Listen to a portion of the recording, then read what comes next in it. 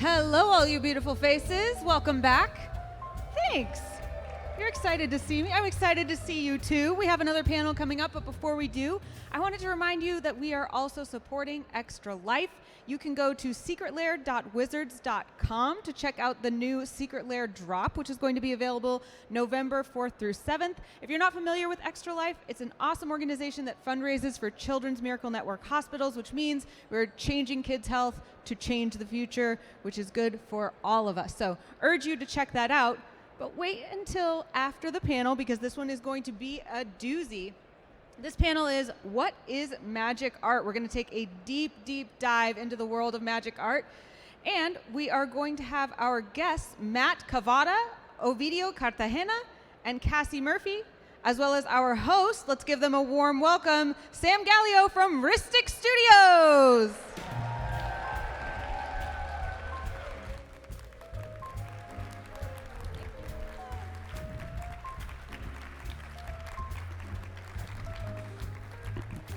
All right, great. So my name is Sam. I run the YouTube channel Rhystic Studies. It looks at the art. Yeah, let's go. Thank you so much. It looks at the art, history, and culture of Magic the Gathering. And specifically, one of my favorite elements of the game that we all love. It has nothing to do with the mechanics of the game we all love. I'm here because I love looking at good-looking arts and illustrations. So obviously, you know, the main gimmick and shtick of this panel, like you heard before, is what is magic art? And that's a very simple question, but I want to explore all of the avenues that could open up and the rhetoric that it could open up. And so to do so, I'd like to, again, give a warm welcome to my three co-hosts here. This is Ovidio Cartagena and Matt Cavotta and Cassie Murphy. They are artists and art directors in Wizards, so please give them a hand. Okay, so the leading question is, what is magic art? I want to start with Matt, and we're going to get a sense of how Matt got to Wizards of the Coast at the beginning, what he was looking at. So Matt, how did you get into the building?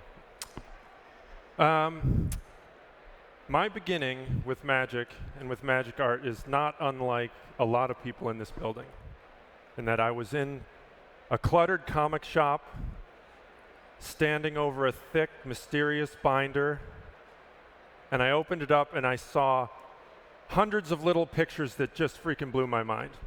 Now, I came at fantasy art from a Dungeons and Dragons and Lord of the Rings perspective, also like many people. Yeah, yep. Awesome. But what I saw in the binder gave me that and so much more. Like I saw the styles in which fantasy art could be executed all over the place, like no holds barred. And I also saw the content of fantasy art, which has, like traditional fantasy art has a bit of a definition around it, and they were just like, blah, like no rules. And I feel like my main inspiration, at least early on, came from two guys who both happened to come from Alaska. Mark Tadine, who's here, by the way. Yeah. Go visit him. Yeah.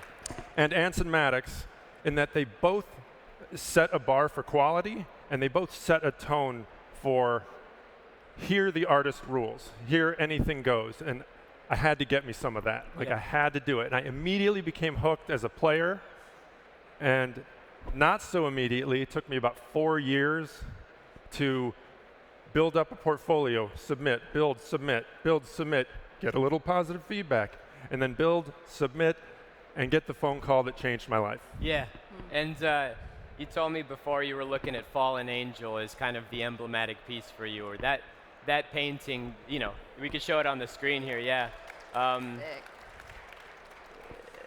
We're going to come back to how much it changed your life, because I think that sentiment alone is something we can all share, because that's why we're here. Fallen Angel, 20 seconds, what do you got about this? Why that? So what I love about this is that an artist could have taken the concept of a fallen angel in a very classical way in a sort of Renaissance vibe.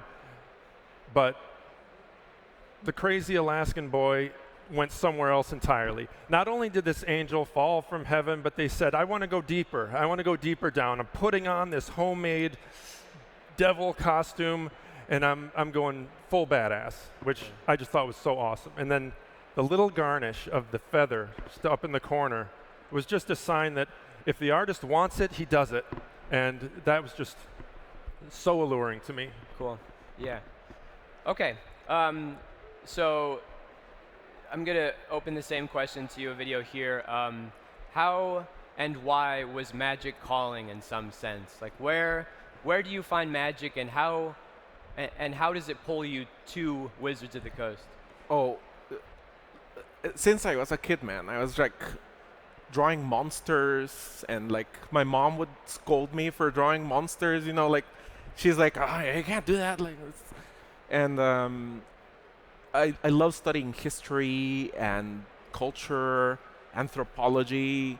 Like I started gathering all these like comic books and cards. When I was a kid, I couldn't afford magic cards, right? But a student, when I was like a teacher, a student introduced me to the game, and Dan Fraser was the first art that I loved, like his orchid swamp. On the last year of classical art, when I was studying classical art, one of the artist models knew the creative director, and she said, hey, they're looking for a guy. They want someone in production to design the foils, because some of you might not know, foils are designed by hand. Like an artist actually paints and designs what shines and what doesn't. And I was one of those guys. I could not believe it. Like I had been studying for this job all my life, and I didn't know it. To me, it's like a dream. It's a dream of the kid that I was, and I was hired 6 or 7 months after I came into production. I was an art director. Wow. And it's just a dream since. Sorry, one more time. How long did it take for you? 4 years. Okay. And 6 months? Easy breezy, beautiful cover girl. Great. Okay. So you're an art director. What's an emblematic piece for you that speaks to like the coalescence of all of your interests at very early on? Oh, mate. One of my first big project was, I had a bunch of stuff already, but my first big project was the Godzilla cards that came out with Ikoria. So it's where I finally got to apply. Super cool. So cool. It's where I finally got to apply a vision across a consistent set.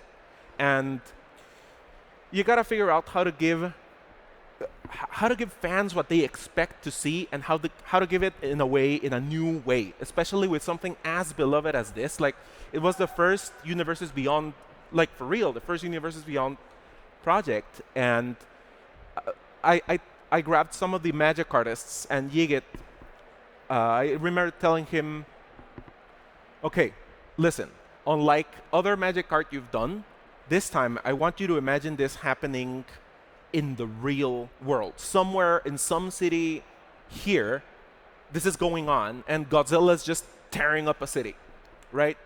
And a lot of the classical sensibilities ended up emerging in here. Like Godzilla looks like a freaking mountain in the card, you know, and the cards themselves, like they come out, they don't have a frame, they don't have a border, and I don't know, you get killed it. And yeah. I was very happy with the results and the depth of the piece. Cool. Yeah. It's super hard to incorporate an IP into Magic, but this works in our fantasy game. Cassie, I know you and I have a lot of similarities in terms of how we came to Magic.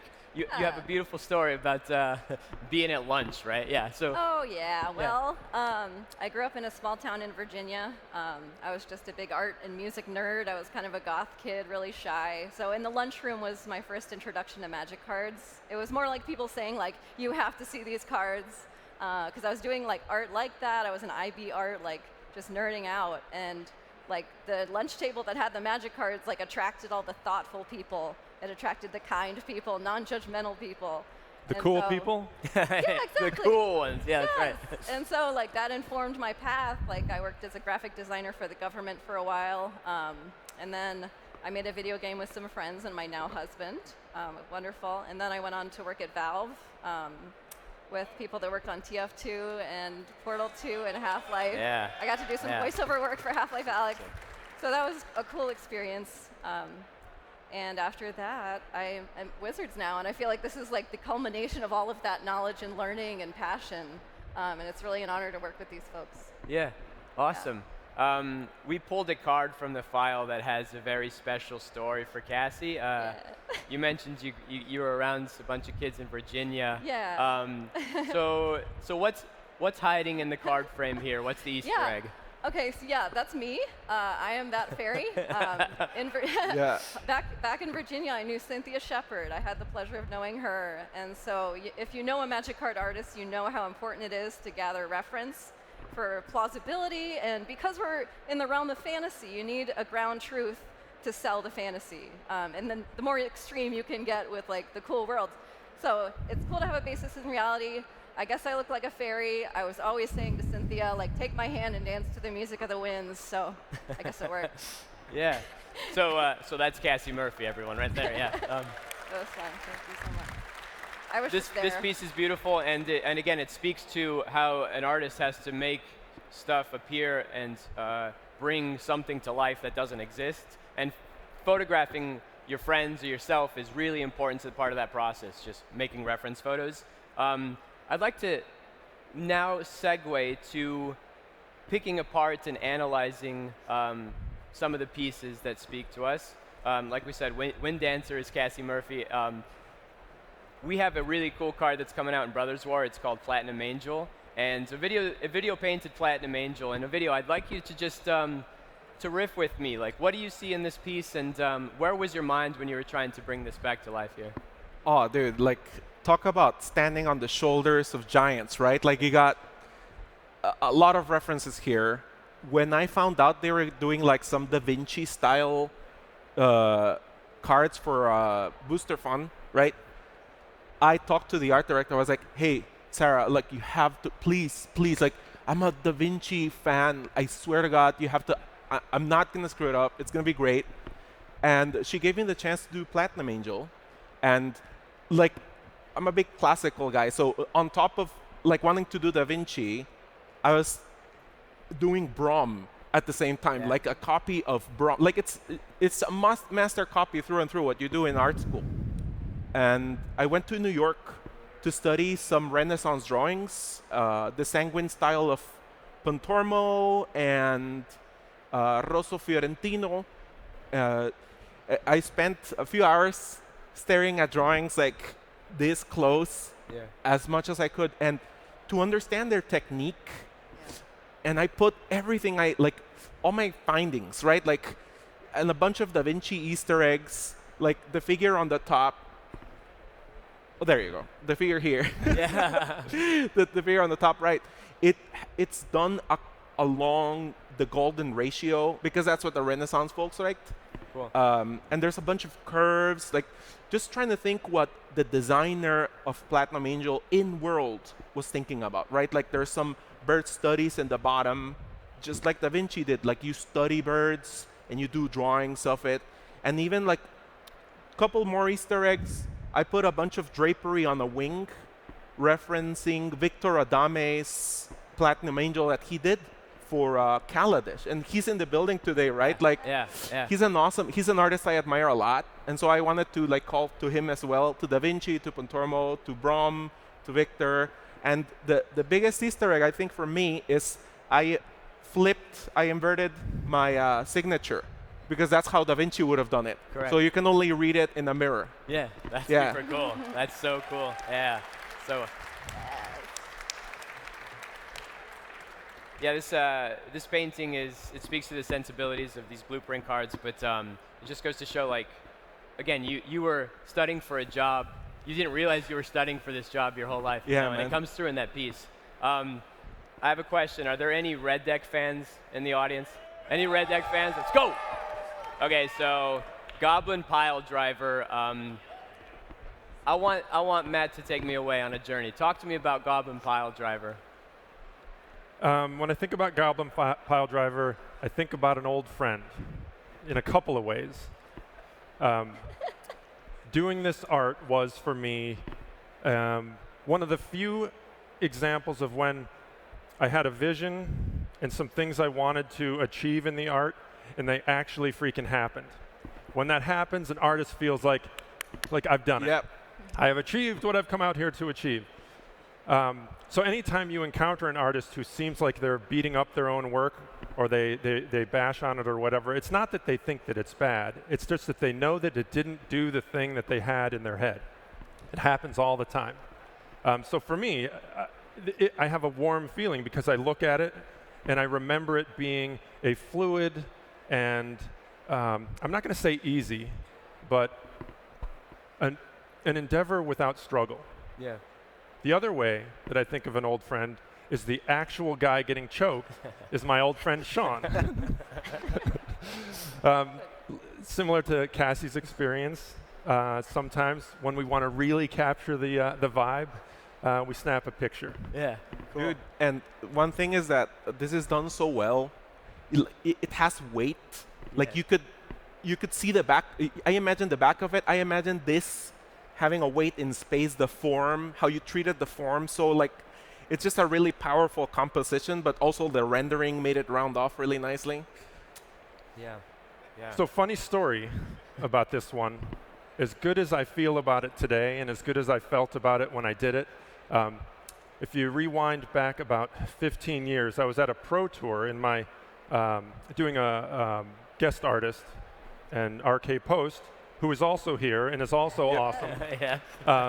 Go see him. He was the other guest artist, and we had our tables right next to each other. And there was a guy who was standing between our two tables, and he was looking at his art and looking at mine and looking at his and looking at mine.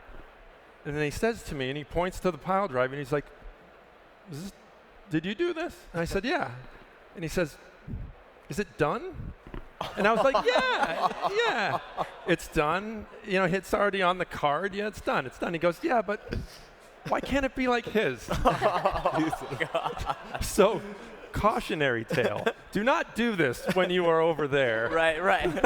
Talking with all the artists. I would say there was a good month or so that I didn't feel so rosy about the pile driver, but now I'm back. Yeah, good. Yeah. I love him again. Awesome piece. It's an awesome piece.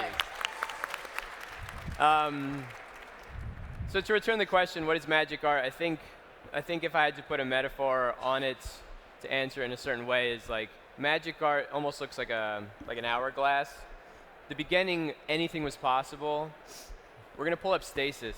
You remember Stasis? Stasis is like it's like an iconic magic card. Yeah. Everyone knows kind of the story about this, but like this is a card that you couldn't print in 2011. At the beginning, it was wide open, and then everything pinches off to that hourglass right in the middle of it when Magic is trying to establish a brand, and then it opens up again. So I want to start here. What's going on here? Like, how do you deal with Stasis? This is not a magic card, you know? Like, you can speak to that, yeah. Stasis was one of the cards, and I think the other good example of a polarizing image was the art of Drew Tucker, who I love. Super abstract, very sort of watercolor, splashy, not very representational at all. No. And those formed what are like the outer edges of what magic art at the time was. And it was a fun time. It was an awesome time. But one thing that we weren't able to do, I'm using the we. I wasn't a we then, but I'm just going to say we because I'm a wizard now. Is we were trying to establish ourselves as world-class world builders. And in order to do that, in order to compete with Lucasfilm, or with James Cameron's Avatar, if we wanted to say, look at us, we are on the level with those guys, we had to squeeze down to just the art that makes fantasy look believable, that looks like you're freaking there, you're in it. So this was awesome, and then we had to do a thing for a while. Yeah. So that pinching moment, we picked an illustration by Chase Stone. It's Karn, Scion of Urza. Yes. Yeah. Ooh. So Cassie, badass. Yeah, this painting is so cool, so ephemeral. What do you see in this from the perspective of an art director or just appreciation? Yeah. You know? Yeah, it's really important when we're, selling a world and transporting people to a world that it is high fidelity and that rendering is so tight. Karn's materials, you want to know that he's a silver golem made of hammered silver, and have this kind of Mona Lisa smile because he is so wise and he's so thoughtful. So it is important to have that detail in order to understand the character. And the fidelity plays a big part in that, and Dominaria as a whole, just making it real. And the lighting too. Lighting the crepuscular rays. I learned that Yeah. from Cynthia. Yeah, no, Chase really knows how to build it. Yeah. Chase knows how to build an image, and then he sets the stage for mood. Yes. Yeah, Oh, super yeah. moody scene. Yeah. The sun's going down. It's very dramatic. Yeah. Yeah, it's really cool how you can feel the dust in the air and the Yes. light coming through. Yep. Yeah. It really sort of pulls you in. Right. And I get the sense that if I knock my knuckle on him, you'd hear it clank. Like everything about it Yeah. just feels tactile and real. It's so plausible. It's fabulous. Yes. And also the story, right? Like you know Karn is thinking, he's having these mixed feelings, such complexity for a character that's just probably can't emote that much, Yeah. Yeah. right? That's a good point. World building can often be mistaken as just world, but the character layer is also super important, and Yep. this hits on all cylinders. So I've used this painting a few times in my videos, and there's a bit of a this is like a flex from Chase Stone to just invite you into Karn's room and space and sell an entire 10 years of story in one image. And what I've always loved is small details, his hand on the globe, because it speaks to his guilt about what happened on Dominaria and on Mirrodin to me. And then the small, it's almost in a tiny triangle. Right behind that is Urza, his creator, with whom he has also a heavy relationship, but it's being deified with this stained glass in the back. You were Yeah. speaking about Chase Stone's use of light, and this yeah. painting doesn't work if the light is any different. And if you like Chase Stone, mate, there's a lot coming. Okay. Oh yeah, you're gonna love it. Now Chase is absolutely one of my favorites. I'm a big Coheed and Cambria fan. Let's go Yep. Coheed. And Chase did a ton of concept work and final renders for Coheed, and this is just one of my all-time favorites. But again, it speaks to this. We need to make Magic needs to be recognizable. It has to have recognizable characters, worlds, and also visual imagery, shape, language, colors, and this is just emblematic of all of those cylinders, but after a while, you have to open that up again. So I can't wait to talk about the next one. Next one's Decimates. It was a secret lair. And this is I have this gimmick in one of my videos, this is not a Magic card. This is not a Magic card in theory, but it actually is a Magic card, right? Yep. And you have an awesome insight and story about this, right? Yeah, I art directed the heavy metal secret lair, and so when we were thinking about the original, let's do heavy metal art, and we're very excited because there's I think a lot of us are metalheads in the building, right? Oh, yes. And- lads. So I was thinking about the style that we wanted to do, and I was looking at the cards, and I was this is such a tiny, metal can't be contained. Mm-mm. We need to break the frame and just redo everything over again, right? Yeah. It just has to be like a poster. It just has to feel like a metal poster. It needs to read on a cassette tape. It's not an album size. We're working with Yeah. cassette tapes. Yeah, exactly. Yeah. And so the first thing I told Septian, his credit is Illustranisha, was, hey mate, listen, and him and the others, you have to draw the card title like it's a metal band. It's a headliner. right? And you can put like the secondary ones in the card type, draw by hand. You know, you have to draw everything by hand, the mana symbol, the logo, sorcery. Just leave us a little bit of space for the mechanic, but this has to feel like a metal poster. So sick. And I'm saying it's so sick. oh yeah, Yeah, no and kidding. this is so line-based and powerful. I didn't actually have to tell much. I just said, hey, dude, just give me mayhem. Give me destruction. Cool. Give me decimation. Yeah. And you got it there. Yeah.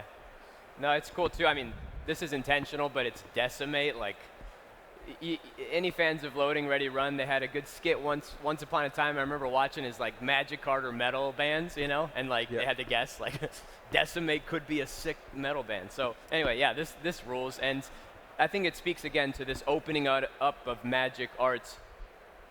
For you as art directors and artists, it's like a playground again. You just get to do whatever you want. Like, Absolutely. I assume that you also get stoked to send an email like that. Like from the art director's perspective, hey, have at it, go, free reign, right? Yep. Is that, what's that like? Just sending off a commission, like. Yeah, well, there it all comes down to the selection of artists. Like, what does the commission demand? What do the designers need? What does the world need? And what do fans need? So do we need an artist, like for Lord of the Rings, for example, you want someone who's very competent at painting beards. And for Warhammer, materials and metals and fire and sparks. Yeah. Yeah. And So- you also think about, you have to think about the fans. You have to think about who knows how to do this, but also how is the artist doing? What are they at? Where are they at in their career right now? Yeah. Like, are you having a fire face and you want to explore that a little bit, or are you the best zombie artist in the world and are you done right now and you just want to try something else, you know? And a little bit of a judgment call there. Yeah, you have to think about. One of the awesome things about expanding the styles that we include on cards is not just that all y'all get to enjoy a smorgasbord of art styles on the cards that you play with, but it's that we get to give artists, more humans, the opportunity to make art their living. Yeah. Very passionate about that. He loves that part. Yeah. So. I know what that's all about. Yeah. Like I said earlier, it was not hyperbole when I say that a phone call changed my life. Yeah. Like I was doing a thing, and then the phone rang, and I was freaking doing something else for the rest of my life. Cool. So yeah, that moment's awesome. We have a couple of cards I'd like to talk about again that highlight how difficult to me it is to be an art director, especially when you're incorporating new IP. Like we're opening the panel up to universes beyond now. We're incorporating. We had to establish Magic as an IP, and now we're in this realm where we're using already established IPs in Magic. To me, that seems like a monumental, colossal task, and they're going to undersell it. But like this, like. Warhammer How do you 40K. commission this out? I mean, So sick. Yeah, Yes. yeah. I mean, the priority number one is matching artists who are fans of the franchise and dyed-in-the-wool, mega fans with the properties that they've been fans of as artists. So Rohan Grenier did a great job with Abaddon's Talon of Horus. Yeah. We have all the Space Marines in this crush of humanity, or Space Marinality. And just super duper badass. Ruinous Powers commander deck here. yeah. I was telling Sam earlier about how working with the constraints of a pre-existing like entertainment property and with the partners who approve it is definitely a challenging extra layer to work with as an art director. But sometimes when you're working with a pre-existing thing, your artist comes built in better than you, better prepared than you to execute. And Johan had done Warhammer art in the past. It was almost a no-brainer to put him on this. And from the moment I put his name on the line and sent this off, I didn't have to do anything. Yeah. It was all him all day long, and he killed it. Yeah. And a lot of our artists have done work for Game Shop before, so this is not new territory. Like, the Venn diagram is like approaching a circle. It's tight, yeah. You know what? We were talking earlier. When it's around deadline delivery time, like you open your email, it's like it's Christmas, man. Like you're opening up awesome art, like all this stuff that you had envisioned when you sent the commission. you're opening up what the artists are coming up with, and every time there's a surprise, dude. Like every time you see some awesomeness coming into your inbox, you're like, ah.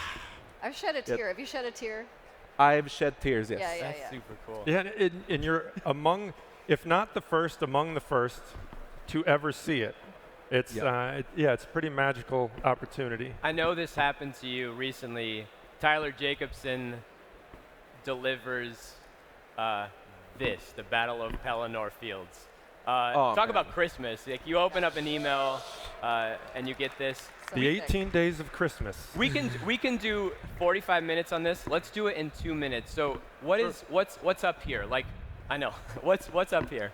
All right. So when I started to envision Lord of the Rings, like, I had a year to prepare and do my homework.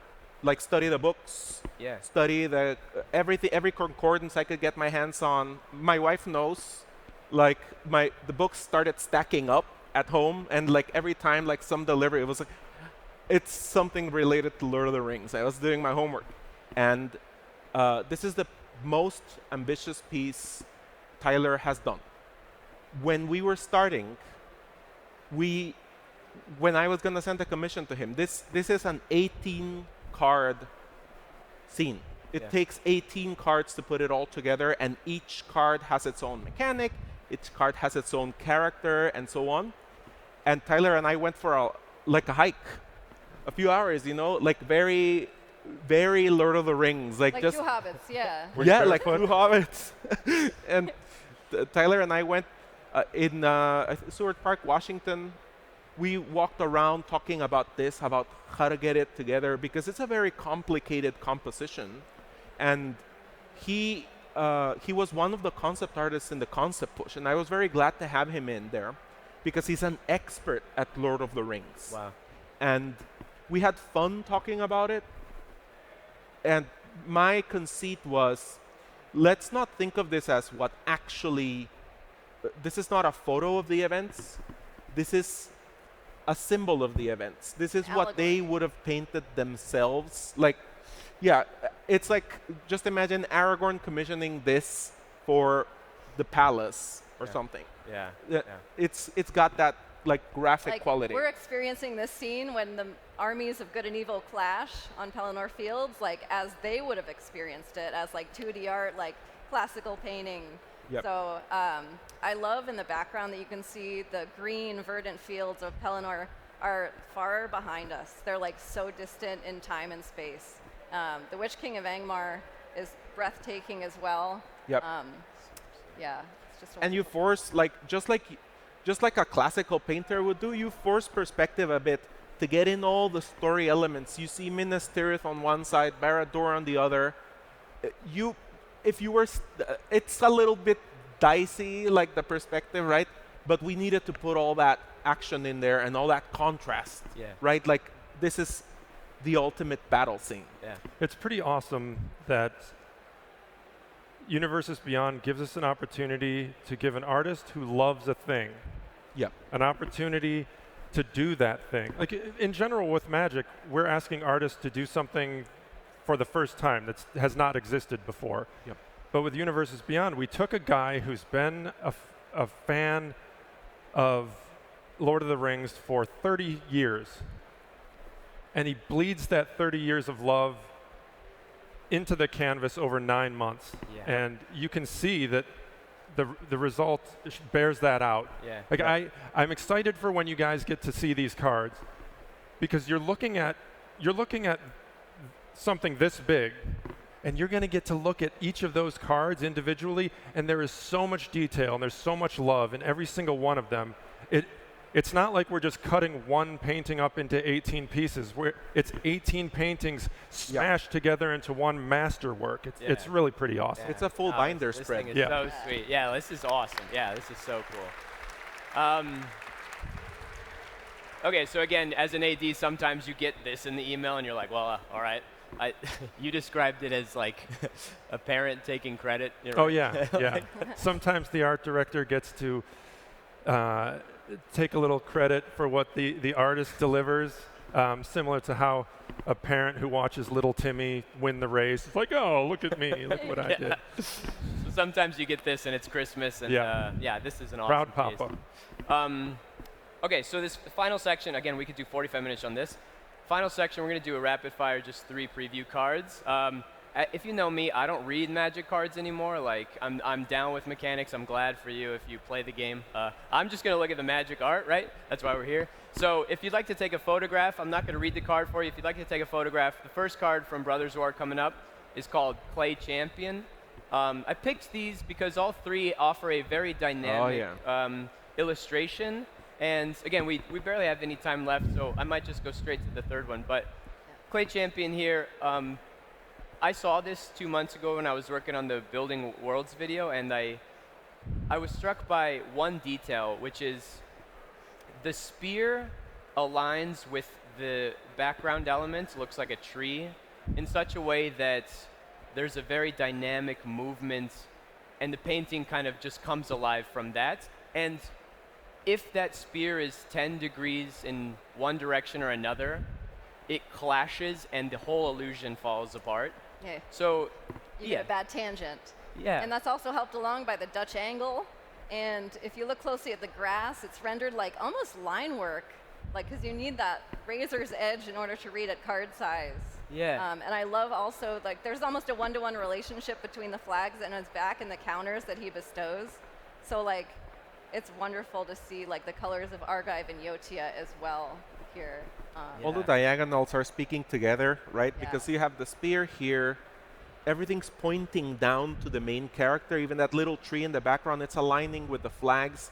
And the light glinting off the shield is aligning with the other tree on the other side. Yeah. It's a very clever composition. Yeah. This is art by Leon Tucker. He's been working with us for a while. He's helped us build several of the worlds that are coming out next year. Cool. It's been a pleasure working with him. So keep an eye out for Leon. So I chose this card because, like, subconsciously, if you play Magic, you know right away this is a creature, and that's a huge deal. If we go to the next one, this is Kayla's Reconstruction. Caleb and Krug. Even though there are figures in the painting, we know that this is not a creature, like, instantly. And that's a big deal that art directors have to think about. What do you see in this piece? I think there's a cool juxtaposition between the previous card and this one, in that the previous one had angles and energetic brushwork, and the spear, the thing that drew your eye, creates so much directional energy. It just looked like that thing was pursuing. It was like going after it. And then this is like static. Yeah. It's like a moment of contemplation. I mean, there's the guy with his hand on his chin. Like, these people are not in motion. And even the way it's executed, it's tight and it's pensive. Yeah. I love the touch of, like, if you look at the tokens on the map that they're using, they're red and green, like the weak stone and the might stone. There are 7 green tokens. I'm always trying to find the one-to-one, like, metaphor, visual metaphor and symbology in these, because it's so fascinating how much you can pack into an image, story-wise. And, like, yeah, you see a steadfast leader, a noblewoman of Yodia, and Thrain architecture in the background, and yeah. But there's 7 because you look at 7 cards and, like, again, artists are always clever. trying to. Sorry? It's just super clever. Yeah, it's really clever, and I feel like sometimes artists, like, they plant these little stories, and sometimes we overlook them, and it's like, I had something there, I had a punchline for you. So I might add that game designers love that. Oh yeah. When we start linking those things together, yeah. Yeah. You pointed out to me that Tawnos kind of is represented here, and Yeah, Tawnos has a relationship with the next card. Yeah. Tawnos was the lover of Ashnod, right? okay. Yeah. So let's go. Yeah. So this is the final preview card. This one's super cool. Talk to me. Yeah. Talk to me about Ashnod. It's, listen, this piece is by Howard Lyon, who's in the building today, by the way. Great, classically trained artist. You were pointing out, Matt, like that it's just The pinwheel? takes your eye around. Yeah. Yeah, there's so many compositional elements that keep your eye from leaving the box. There's the circular rafters, and then there's the angled table, and the whatever the thing that the light lamp is hanging from, it's all there to create a circle that just keeps you sort of hugged into the art. Yeah, and Howard's even gone as far as to design out the lamp as Ashnod would have. He's kind of like inhabiting her headspace here, operating without morals or ethics, but still kind of studied like Mishra's right hand would look. And you could see little vials of like little parts to build her transmogrants. You can almost smell it. I love the description of transmogrants. Like they rather than talking, they make a mewling sound. And they shuffle around, and they stink. It's just like you can really feel that like gnarly energy here. But she's also like super competent looking. Like not like a mad scientist, but like she knows what she's doing. Yeah, she's dealing with these disgusting creatures, but then it's Howard, so it's like beautiful. It's really ethereal, and he has a way of just like I look at it and I just like exhale, you know? Yeah, like you've seen Ashnod's altar, but like he built out the world around the altar. Yeah. And it goes back to what we were talking about. Like world building isn't just the world itself. It's like, oh, now I have to think about a character, how she would design a lamp, you know, and where You she see would. the little needle that she's holding? That's a death touch, man. Oh, really? Yeah. Yeah, let's go. That's right. So yeah, I think this card's cool. I guess, we'll conclude here with the question of the day, which is, what is magic art? To kind of summarize what we discussed, I think what I gathered from you, speaking to you on stage, off stage, is magic art is literally what's in the magic card, but figuratively you have to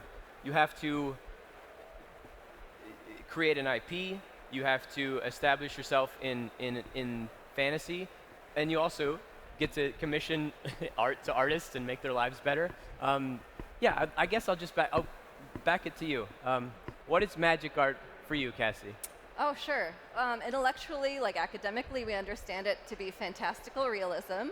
So like but we add in elements of surrealism because we have symbols and we have like these things you've never seen before, which are going to be surreal by nature and fantastical. But also it reminds me of like Shakespeare had the stage and the page. So like the writers and game designers that we work with are writing the page and we get to dress the stage. Yeah. Cool. And its characters.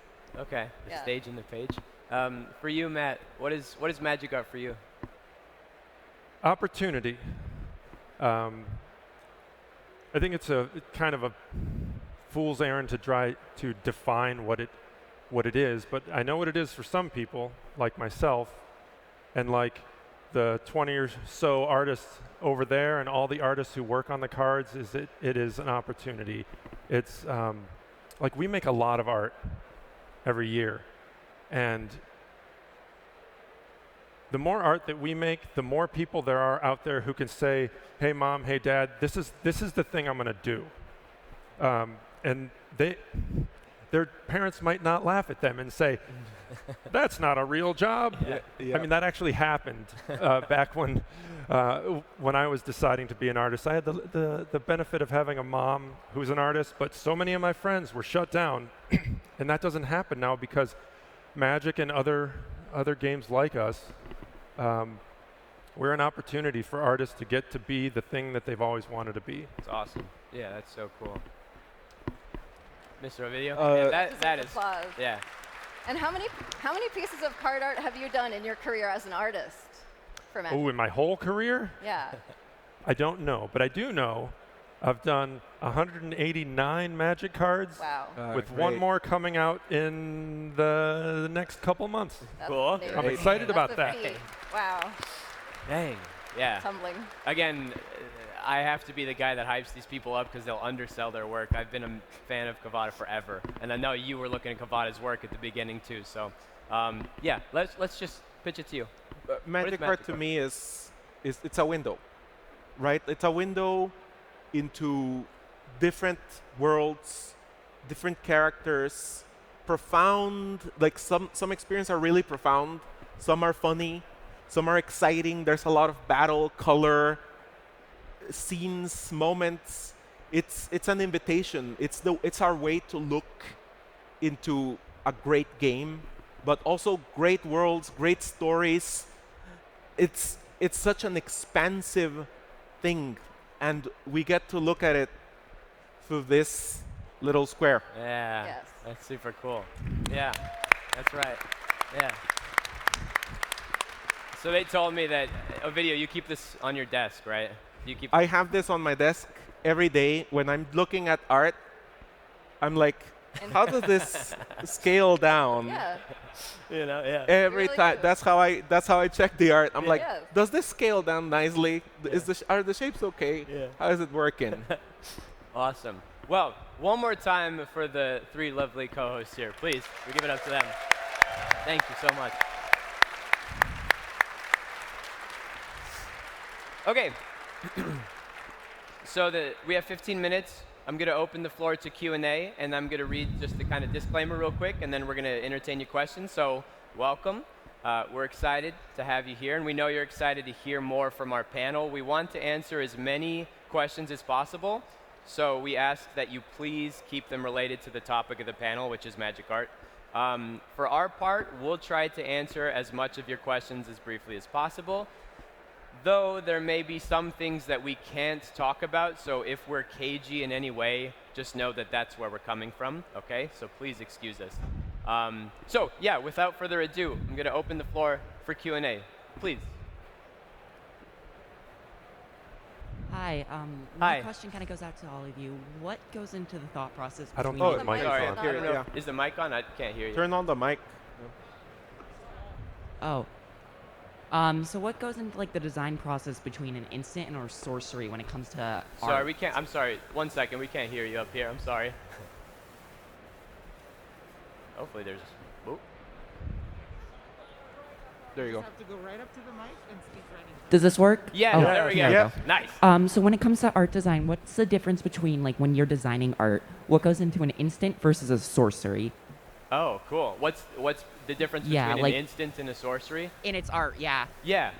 So if you're an AD, like what's the difference for you if you're commissioning an AD? Yeah, an instant. Or a I sorcery? mean, like just symbolically, it would make sense to do things that are like aggressive looking and like quick and like lots of straight lines and diagonals and very dynamic. But a sorcery is more mystical and maybe more ethereal. That's what I would think. Yeah. I think that we generally make a bigger distinction between instants and sorceries and other things than we do between the two of them together. Like in both cases, they are something happening, whereas a creature might just be static or an enchantment might be static. But instants and sorceries, we try to make active. Like more Yeah. FX, Yeah. VFX type. Yeah. Yeah, They're Look for verb. fire, look for lightning. Yeah, love an FX. Thank you for your question. That's a great one. What is the state of art preservation when it comes to magic art? Like, so like 30 years from now, when some kid wants to find the art, a fallen angel to inspire them to be an artist, how do we save that art? Can you? Yeah. So what is the state of magic art preservation? Yeah. Right. Like art preservation. Yeah. The preserving the physical pieces.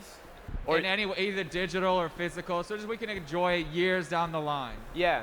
Can we speak to art preservation? Like how are we maintaining that? Well, on the Wizards end, we do keep digital files of everything, everything, not just the art, all the things we make. And that will last as long as digital media continues to be a thing. But with regard to actual paintings, we don't hold any of it. All the art that is done gets sent back to the artist, and they become the curators for that work, either keeping it on their own or selling it to awesome fans who want to be the stewards of that art. Yeah. At some point, we'll wanna put them on clay tablets. Yeah. So that people in 5,000 years from now can see it. Yeah, that's right. Are we gonna have a museum wing of just magic art? That's the That goal. would be Yeah, absolutely. awesome. Yeah, no doubt. Thank you for the question. Appreciate it. Yeah. Somebody make that happen. Yeah, somebody. Okay, so you touched on it a little bit. You mentioned stasis specifically, how magic art was very broad, and then it got narrowed, and then it has widened. But everything that you mentioned in terms of expanding it again was like alternate art and things like that. Is there any discussion on allowing a little bit more diversity in the main set art? Sure. Um, Yeah. Discussion, yes, but currently the strategy is where we're going to continue building worlds as thoroughly and believably and immersively Sure. as we can, and we get to play when Booster Fun enters the scene, or on Secret Lair. Like, those are bigger sandboxes where we get to throw sand around. But in the main set, especially where we're debuting a world, it's really important. Like, think of Neon Kamigawa was such a new vision. It had to be done tightly. So that you could see with intention that pixelization was a thing. It wasn't an artist singularly deciding a thing. They did it across the whole set. Yeah. Yeah. Great. That's a great question. Thank you. Hello there. Hi. I gotta apologize ahead of time. This question might get you guys a little cagey. Okay. So, recently you guys worked with legendary horror manga artist Junji Ito for some cards for the Commander. So I was just kind of curious, like, how does that work? Did you guys, did he have a little bit of input on which cards he would work on, or did you guys control all of that, or how does it work? when we're working with illustrators that are outside of the building, and specifically this illustrator, one more time, the name? Junji Ito. Junji Ito. Okay, yeah. I'm a big Junji Ito fan. Okay. I wish I had gotten the chance to work with him, but it was Tom, yeah. And listen, it's always awesome to bring someone new here, and a lot of artists, it's their bucket list item. Like, I don't want to do magic art. Junji Ito is such a powerhouse. It was like, hey mate, like, here you go, just do your thing, impress us. Actually, Ari from the previous panel wrote for Junji Ito. Cool. Like, and he said that, like, yeah, all I had to do was just like, hey dude, do your job, do your magic, work it in there, and we'll see from there. And it's awesome work.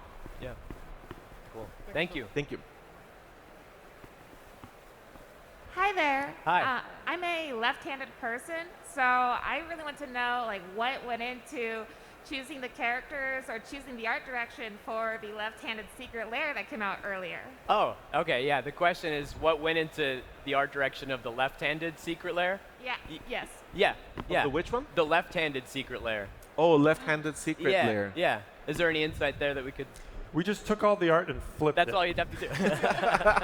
I made that up. I don't know if that's a thing. Yeah. I'm not sure there was. Yeah, our colleagues But the work last on two now. questions have been focused on work that art director Tom Gencott, awesome art director, that he's been in control of. So I really don't feel like I can answer for him. Yeah. No worries. Thank you. That's fine. Thank you. As artists, how do you deal with the equivalent of a writer's block? Yeah, how do you deal with the equivalent of writer's block? Oh yeah, my gosh. Cassie? Yeah, I watch a lot of movies, play a lot of video games, like Elden Ring, like A24 movies, like those are just full, like every frame of painting, so to speak, you know?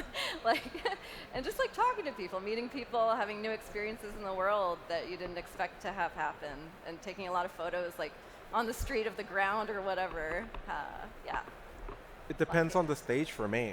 My advice to everyone, but what I do all the time is I just show up to work and I do I just do the work, even if I don't feel like it, even if I'm not gonna use anything I do that day, even if I'm gonna throw away everything, every sketch, whatever, I just show up and do the work. The muse will never visit you if you're not working. Right, inspiration Yeah, begets good point. inspiration. The more you do, the more you want to do. Yeah. I'm not going to say anything. I like to end on that. That's good. Yeah. Awesome, thank you. Yeah, thanks. Hello. Yeah, my question's more for Ovidio. You said you worked on the Godzilla stuff, and I loved all that. Was there certain kaijus you were allowed to work with, and certain ones that you're like, I wish I could have done something with? in Godzilla, right? What was it? Yes, the Godzilla, not the secret layer, but the showcase cards. Yeah. Was there anything in the Godzilla IP that you wish you could have done something with? Yes. There's something I never touched, and Tom got to do it. I didn't get to put Hedorah in his own cart. I love Hedorah. However, my favorite Godzilla movie is Shin Godzilla, and that's what I was able to. I focused a lot on that one, yeah. Yeah. Thank you very much. Thank you. Thanks. Hey, could you, everyone who's coming up to do questions, could you really like Yeah, you nuzzle can up to that microphone? you can We're step having a right hard into it. time Yeah. hearing. No problem. Cool. So some quick context. I work for the studio that did a number of the statues, the Hawati, the Kaya, the Fibblethip. And when we were doing production and fabrication phases, we worked off a number of style guides and a bunch of different concept art that they gave us to keep it accurate. So my question is, when managing the art for these named characters, how do you keep the art on model? Where do you draw the lines of discrepancy between how a character is depicted in one art versus another? I can answer to that because actually I reviewed the Watley face. They sent me the me the Watley face, and I was like, you know what? Needs a little bit there, a little bit here. We have to be very mindful of likeness, but we understand that different artists have different approaches to figure, to likeness, and they live in different contexts, and they've come at form in different ways. Discrepancies will always happen because there's too many hands touching the same thing, but we do have guidelines for our characters, and especially in the case of Watley, I was thinking about the faces of the Maya, right? Which I have a little bit of that. And I was making sure that as long as you get the vibe of Watley, like the heroism, and if y'all haven't seen it, you have to go over there. It's a freaking awesome sculpture. It looks really cool. And I'm not sure if they're letting people get on it, but I got on it. Like, I got on top of it. Yeah. The artist that painted the face specifically, he does makeup for the Tyler Perry movies, so we got someone who could do like dark and olive skin tones. Cool. Well done. Thank you. Awesome. I think we have time for one or two more. So, yeah. Liliana. What makes you happy about art? What makes you happy about art? Oh my God. That's the best question ever. Thank you. Thank you. What makes you happy That about it art? exists. Yeah. That's really all it takes for me. Yeah. Yeah, it makes me happy to see other people happy. So to see like lots of people loving it and like connecting with it and it's resonant with people, there's nothing better than that. Just making connections with people. Sharing it, yeah, for sure. Because sometimes I make something and I'm like, I hate it. I can't stand it. And then someone comes by and they're like, oh, I love that art. Like, can you sign it? Yeah. That's a great point. So even though making art is a lonely thing, showing art is a kind of performance. Like I would be super sad if art that I made didn't make anybody happy. And it's very rewarding seeing all of you coming here to listen to us talk about art. So that makes me happy too. Yeah, thank you. And if I could just finish too. Your costume looks awesome. Yeah, your costume looks incredible. Thank you. What makes me happy about art is like one of the best compliments ever is when somebody that doesn't care about magic cares about magic art. You know, that's my favorite thing I ever hear from my videos. Like, hey, I love magic. My girlfriend doesn't play magic, but she loves magic art, and you help us bond over art, you know?